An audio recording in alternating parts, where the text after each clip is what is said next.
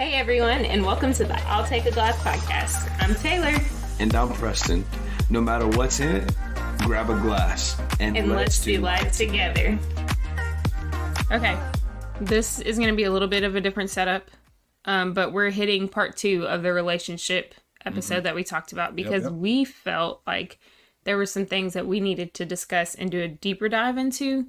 And so we're doing that now. And so we're not inserting all the questions at the beginning right now. We're going to go ahead and dive into this. So you brought this up, and I really would love it if you could elaborate on what you do if it's not a mutual beneficial relationship, and kind of elaborate on what you mean by that. So I think that, kind of like I said, the first thing you got to ask is, does this relationship benefit me? Does it benefit the other person? And if the answer is no to either one of those, then you've got to dive into, okay, well, why is that? Right? So can I ask you a question? Sure. When you say benefit, what do you mean by that? Because people hear this and they could be like, oh, benefit, like, do you mean emotionally, socially, spiritually? Like, what do you mean? Or do you mean like physically? Well, so we talked about there are different levels of relationship. And I think that plays into the question you're asking. So I can have a guy that I work out with as my gym partner that really pushes me physically and doesn't let me slack. And so that relationship helps me benefit from a physical standpoint per se. But it's not somebody that we spend a whole lot of time talking about where we're at in our emotions or how we have, like how it's going at home and what our home lives are like. Or, man, it just feels like my kids haven't been listening lately, or my wife just doesn't get me. Like, we don't. And so I think that all kind of depends on what level, what caliber relationship are we talking. That's good. I think that you can have relationships that, I mean, really the sole benefit is like you mentioned, like I've got somebody that I eat lunch with and we hang out and we have some lighthearted, fun conversation, and it's just a great break in the middle of my busy work day where like life is tough at times, and it's just that little bit of relief that I need to push me through and get me through that next phase of my day, you know? And so I would just say a benefit is exactly what the word means, like anything that proves to be good for you or for that person. Where do you get that skill? Like when you say proves to be, what is that based on? I'm not like interrogating you. Like I want people, these are questions I feel like people might be asking. Like, what do you base that off of? Like, what is your skill? Like what's the source?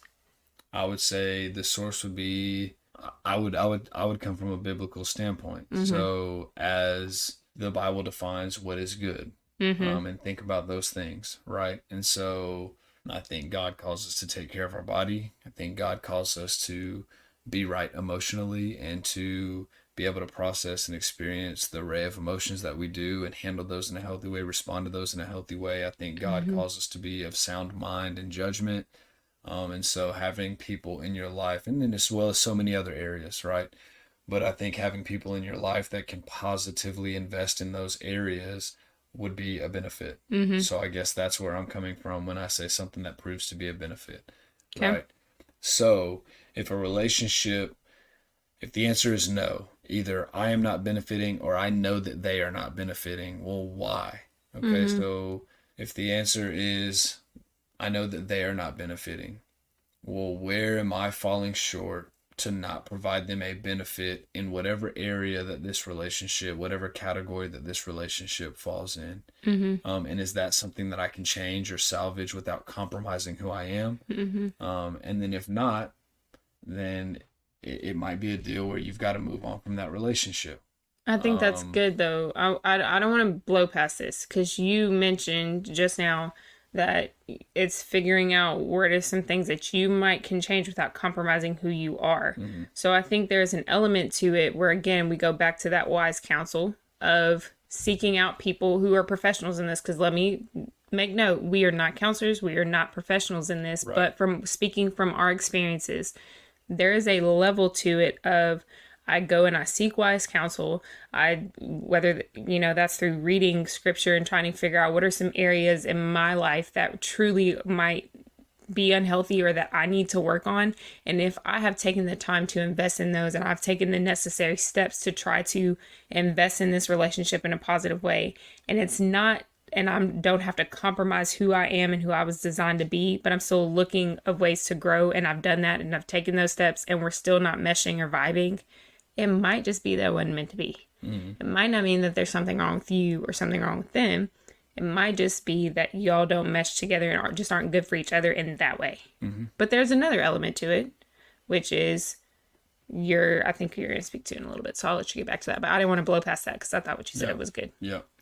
And then I also, in kind of touching on what I just said, we mentioned in the last episode, whenever there is a mutual benefit, those are the relationships that you want to invest in and you want those to grow and flourish. Okay, so the example I just gave, there's somebody that you work out with that y'all invest in each other physically, you help each other, push each other in the gym, things of that nature, right? But there's not a whole lot of conversation, if any, or it's not productive conversation. It doesn't take you to a place that you want to get to. Well, I think that the more you pour into that relationship, the more opportunity there would be for there to be an emotional connection made, there to be a place where y'all can talk about kind of your mentalities and how you process things, and being of sound mind, and opportunities will then present themselves for relationships like that to grow. And so I do think that there can be a deeper connection made, but sometimes relationships will just solely start on, man, we connect in this one way and that's really it, and that's all there is to it right now, and that's fine, right? As long as there's a mutual benefit. So I would say if the benefit or the lack thereof falls on, I am not getting what I need from that person. Well, if you then have to get into, okay, what are the boundaries that I have set up in my life? What are my non-negotiables, like we've talked about before? Do I feel like I can have a conversation, or we can find a mutual understanding without a boundary, a level of access, anything like that being compromised or taken advantage of? And so if you do feel like you can have a conversation and that there can be some kind of place of understanding or growth of that relationship, or healing of that relationship in that way, then have the conversation. Absolutely. And if not, then walk away from the relationship. And I know that's so much easier said than done. I fully get that. But I think that God calls us to let go of things that are unhealthy, even if that means unhealthy relationship. Yeah. And so if after effort and trying and all of the things that you have done to try to salvage and save a relationship and help a relationship grow, or all of the ways that you've tried to grow and change and kind of evolve the way that you think, respond, behave, all of those things in a positive way, and the relationship still, like, there's just somewhere where there's lacking a benefit, you've got to walk away. You've got to let it go. And so, and then especially, like I said in the last one at the very end of the part one, if you're looking at a relationship and both sides don't benefit and it is toxic and harmful, like, there, to me, it's non-negotiable, and I don't even know that conversation needs to be had. Toxic in any way. Right. Yeah.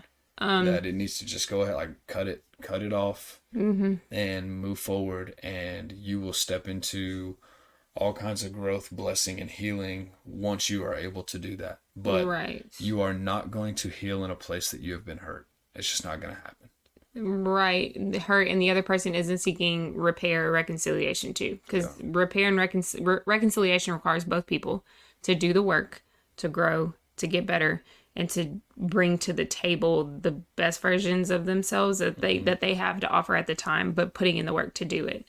And something, I can't take credit for this, but my counselor, I love what she told me, because she was like, Taylor, like, listen, you don't go coach the other team whenever you're coaching. Like, you're coaching your team. Like, you're responsible for getting your team ready and coaching your team, not the other side. And so she basically was saying, because I was getting to this thought, I was like, okay, there's an unhealthy relationship or friendship or whatever you want to call it that I feel like I'm in, and I feel a responsibility to keep holding on to it. And she's basically, and because I didn't want to harm the other person, even though that person was absolutely harming me. Yeah. And what she was trying to say was like, you are not the Holy Spirit for everybody. Like, you have to listen to what the Holy Spirit is driving you to do and you should respond, but you are not responsible for everyone else's responses. Like, you have a certain responsibility to yourself and a certain responsibility to grow in that area, but you also have a responsibility to listen to the Holy Spirit and what he's driving you to do. And so you've got to stop trying to control how everyone else is going to respond, because that's not your responsibility. And it's also not your weight to carry. Yep. And I thought that was so good. So I was like, no, that's absolutely what I've been doing. And we talked about that in part 1 of saying, okay, well, I feel a responsibility as a Christian because I have to forgive and forget, and I have to seek reconciliation or repair. And it's like, no, I have a duty to forgive. That does not mean I have a duty to reconcile, because I can't control how other people choose to grow, how other people choose to heal. I'm not responsible for that. And whenever I make myself responsible for that, I am now just bringing myself down more, tearing myself down, carrying weight that I was never meant to carry in the first place.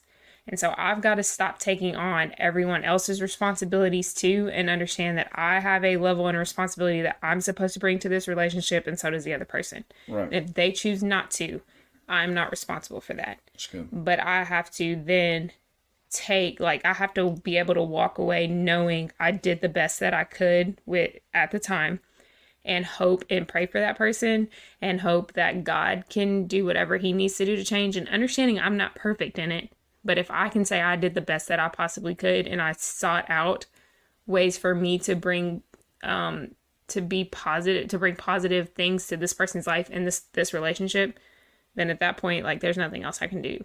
Yep. And so I think sometimes in relationships in general, especially unhealthy ones, we get to the point where we're carrying weight we were never meant to carry anyway. And we get to the point where we make ourselves responsible for things we were never meant to be responsible for in the first place. Like, we're trying to be God to everybody else, and we can't be. So, right. Absolutely. I think that nails it. I think that summarizes it. We are a representation of Jesus to people, but we are not Jesus to people. Yeah. And the moment we try to start doing that, we subject ourselves to hurt, because we were not created as Jesus. We are not God. Right. And so we cannot be that for people. We are representation. We are a light. We are hopefully a source of inspiration and a reflection of Jesus, but we are not him. Right. And I think when we're in unhealthy relationships, it shows in our other relationships too. Like, I know that when I'm affected by those unhealthy relationships that I choose to still be in, it affects the other ones that are really important to me. And so then I had to go, is this really worth the sacrifice? Like, is the sacrifice of being in a bad mood and feeling terrible about myself and all of that in this relationship, and the way that it's affecting the things that matter most to me, the other relationships that matter to me, is it worth the sacrifice? Right. And most of the time it's not. So, yeah. So, segue. Okay. You just kind of touched on it. You touched on, like, making the changes that you need to yourself to bring the best version of you to a relationship. You talked about feeling terrible about yourself or bad about yourself. One of the underrated or undermined or kind of back burner relationships that we have is a relationship with ourselves. And being able to love ourselves, being able to see beauty in ourselves, being able to see value in ourselves, being able to see all of the truths that God says about us. And I think that that's one of the most difficult things that we experience as individuals. So let's talk about that relationship, the relationship and responsibility you have to yourself. And I mean, when you think about it, like the question that I just asked, I know obviously there's not two of you, but in the relationship to yourself, is it a beneficial relationship? Do you tell yourselves, are you telling yourselves and rooting yourself in the truths that God says about you, or are you listening to what the world has to say about you? And that is one, obviously, you can't cut off. You can't cut off the relationship with yourself. So that is the one that requires some change if there's not a benefit there. But let's talk about that relationship. So what are some ways that that we can kind of improve, or what are some ways that, like, what would you say is the number one most important thing in the relationship with yourself, if you had to say it? Um, I think I have to have grace for myself. Mm-hmm. There's a lot to unpack in this one. Yeah. And I struggle with this. I'm trying to cry. Because I think that I allow people who haven't earned the right to speak into my life in a negative way. Mm-hmm. And then I wind up not having grace for myself because then I start to speak negatively to myself. You believe those to be the truths right. of your life. And so I think I think the first step in the relationship with ourselves is really some evaluating what are the voices, the most common voices speaking into my life, and not just people, but even myself, are the most common things I'm saying about myself. Is it kind? Is it true? Is it helpful? Because we've talked about that too with our family mission. And then the people that I'm allowing to speak into my life, like, have they earned the right to do that? Mm-hmm. And I think I have definitely grown in this area, but it has taken so much time and work, like so much time. And I think the most important thing that I can do for myself is have grace for myself, because I struggle with mom guilt very much. I struggle with guilt in general because I'm the most critical person of myself, because I think I have to prove myself, or I might not be worthy in a certain area, and I have to prove I'm worthy because I've allowed these other people or things to speak into my life to say, you're not good enough. Yeah. You're not worthy enough. Like, you have to strive for this to prove yourself. You've allowed it to be a question of worth. Right. And I've allowed people and statements to become true in my life where those statements and those people have not earned the right to speak into my life in that way. And I think when I started to evaluate the voices I was listening to, then I got to a place where I go, no, they don't have space. Like, you don't have space here. And that's including, like, even, and I'm like, I don't want to over spiritualize it, but when I get here, when I think about it, I'm like, Satan, you don't have space in my life for this. Like, you don't get to speak to me. Mm-hmm. You've not earned the right to speak to me. Matter of fact, like, you're not allowed to be in my presence, because I know who and what God says about me. I know what he says about me. I know what he believes about me. I know how he designed me to be, and he has earned the right to be in my life and to speak into my life. And so I think I've really had to filter those, but I think the best thing I can do for myself is have grace, because I know I'm going to fall short. But when I do fall short, then who has earned the right to speak into my life in the ways I fall short and in those areas? And how can I take the truth about what I should know about myself and what I believe in? Even if I don't believe it, how can I tell myself? What are the things I can say to myself to help me grow to where that just becomes common to say, no, that's not true. Like, that's not what I have to believe about me. Because I think I lean more toward, I just give everybody else grace. Like, I try, and I'm like, oh, and I just make excuses to a certain extent at a fault, but I don't give myself grace. Like, I don't go, man, I fell short in this area, and could I work on it? Absolutely. What are ways I can work on it? But then also, what's the truth about myself? And so I think it's evaluating who's speaking into your life and who's earned the right to speak into your life. It's evaluating ways that I can grow as an individual, especially in the spaces where I fall short. But then it requires for me to speak truth and life into myself.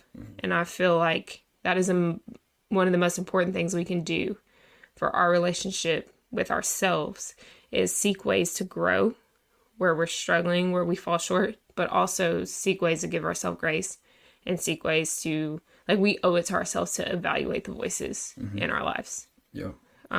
So yeah, that was strong. And I would say, on that same note, if his grace is sufficient, then who are you to say that you would run out of grace for yourself? Right.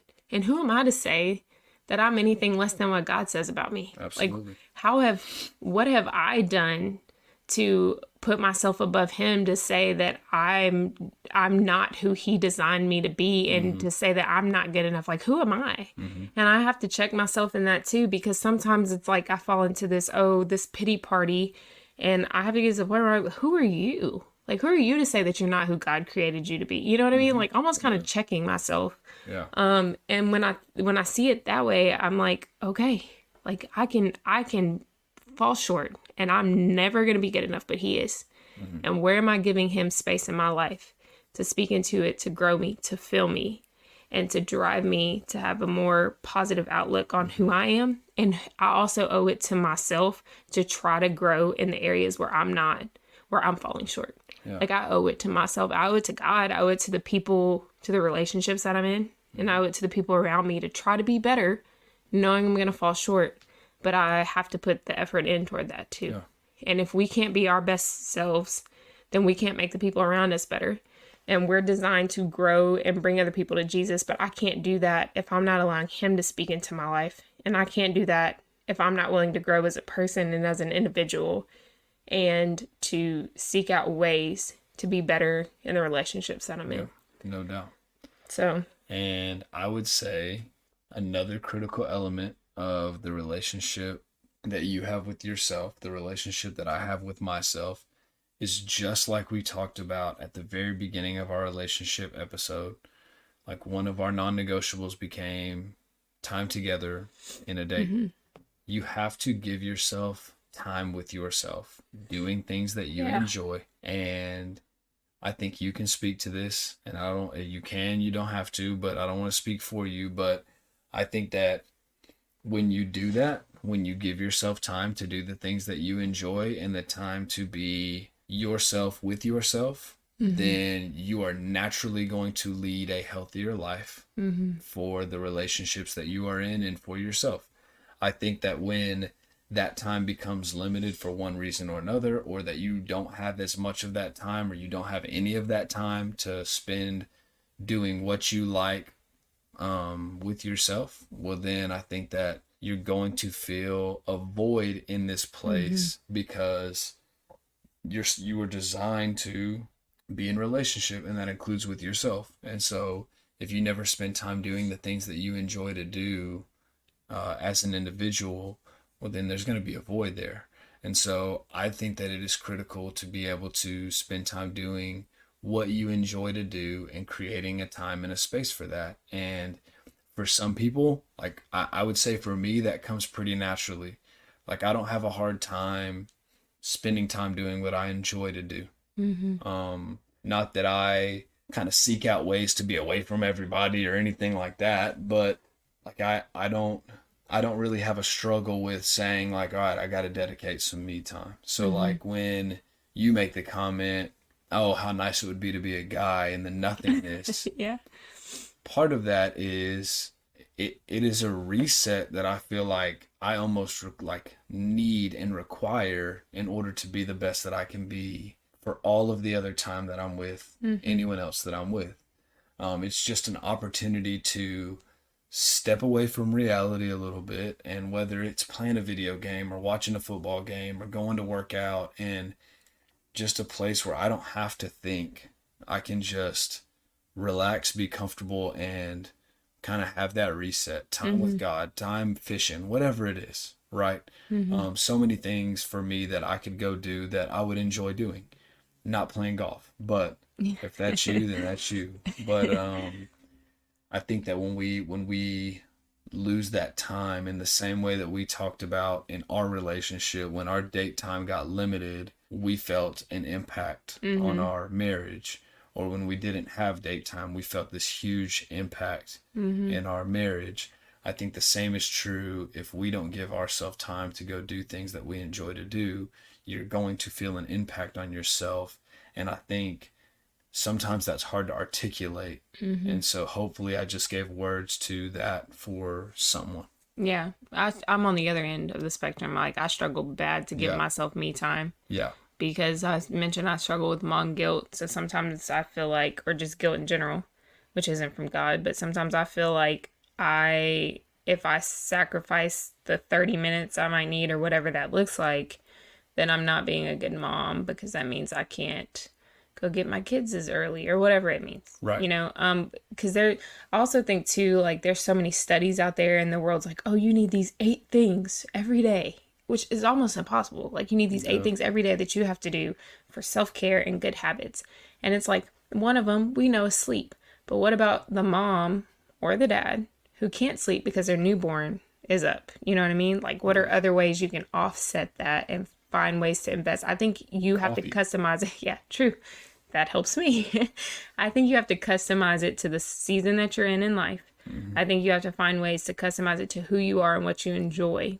And I think, like, instead of putting a time limit, just commit to doing it. Like, to start. So, like, instead of going, oh, I have to get 30 minutes of, like, for me, working out is one way that I know that I feel better. But not every day can I work out because something happens or whatever it is. So, okay, I missed my workout today. Well, what is something I can do this evening, no matter the time, that I can do to invest in myself and give myself some time to reset? Because ultimately it makes me better for my other relationships, like you alluded to. And so I think instead of going with studies show that we have to spend 40 minutes doing this or whatever, just go, you know what, today I'm just going to try. I'm going to attempt to read my book. I'm just going to try to get through as many words as I can today, whatever my body allows me to do. Like, those kinds of things, like saying, you know what I mean? So I just think instead of putting all these stipulations and standards on it, like, there's just commit to doing the thing. Just do the thing instead of a time limit or whatever. And instead of committing to doing the 8 things or whatever, I think it's actually 7 maybe. But instead of committing to that, like, what's one thing I can do today? What is something I can do this week? What's one major thing I can do this month, if that's what you have to get to? Yeah. Because a lot of us are in different seasons and have different requirements. So I think that's something else to add. Yeah. And I might ruffle some feathers right here. But I just felt like this needs to be said. For all of the guys listening, you are not called to work really hard and come home and sit on the recliner. Yeah. That is not what you are called to do. Don't dress that up as you time. That's not what that is. That is you investing all of your time, effort, and energy in one area of your life and neglecting another area of your life. I listened to Matt Chandler talk about this in a sermon, and I get to a place of, like, when I lay down at night, like, I ask myself the question, have I earned the right to sleep? Like, did I earn my sleep tonight? You know, did I work hard in every aspect of my life? That's good. Not did I work hard at work and didn't do anything the rest of my time that I'm awake. Because I think this misnomer that guys, husbands, fathers have is, well, my worth and what I bring to the table is my ability to work a job and provide, and that's all I'm going to do. I'm going to do that well, and if I just do that, then that's all that's required of me. That is not the truth. You are a husband, you are a father, and you are responsible. You have responsibilities, and you are responsible in both of those roles outside of going to work and bringing home income. At least in my opinion, and what I believe is true of the Bible and what God says about that as well. But I would go as far to say if that statement bothers you, you might need to kind of evaluate that area and see. And the same for women. Like, I think we get to this place of, oh, I have to do everything for everybody. And my job is not to load the dishwasher perfectly. Like, if you volunteer to do it, I have to get to a place where I'm going to let you do it so I can go do the me time that I need and not feel bad about it. Like, it's us working together if we decided to be together. Like, I'm not saying don't take me time, but your me time is not sitting on a recliner from 6:30 p.m. to 11:30 p.m. and it's rinse, wash, repeat the next day. Yeah. Like, that's not. And I mean, at the end of the day, like Tay just said, like, if that bothers you, you can't whoop me. So just know that. Preston Scott. Yeah, no, I think this is a good conversation. I think it's a much needed one, and I'm glad we had it, and I hope that it helped somebody out there. So let us know your thoughts. Leave us a review. Let us know if there's a relationship that we didn't touch on that you would like for us to speak about. Just send us a DM. And we would love to continue having these conversations with you and with each other. And we're pumped. So thank you for joining us again this week. And we hope it was helpful to you. And we will see you next week. Peace. That's it for our show today. Thanks for listening. Be sure to leave us a review and share this episode with a friend. Tune in next week for more fun and connection. In the meantime, don't forget to visit our website, view our blog, and connect with us on social media throughout the week. Don't forget to fill your glass this week. Share this episode with a friend and invite them to have a glass with us. We can't wait to hang out with you again. This episode is brought to you by Rambo Media. Thanks for tuning in.